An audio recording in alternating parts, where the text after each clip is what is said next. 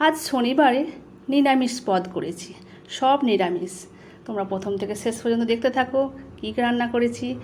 স্যালাডে tomato, পাতিলেবু নিয়েছি, একটা আলু ভাতে মেখে নিয়েছি, কাঁচা লঙ্কা তেল দিয়ে আলু ভাজা সরু সরু করে, ওখানে চাল কুমড়ো একটু মিষ্টি ছড়িয়ে ভেজে নিয়েছি, ওখানে কলমি শাক লঙ্কা দিয়ে শুকনো লঙ্কা দিয়ে একটু মিষ্টি ছড়িয়ে ভেজে নিয়েছি, এখানে গোল গোল করে করলা ভাজা করে নিয়েছি, আর এখানে কলমি শাকের বড়া।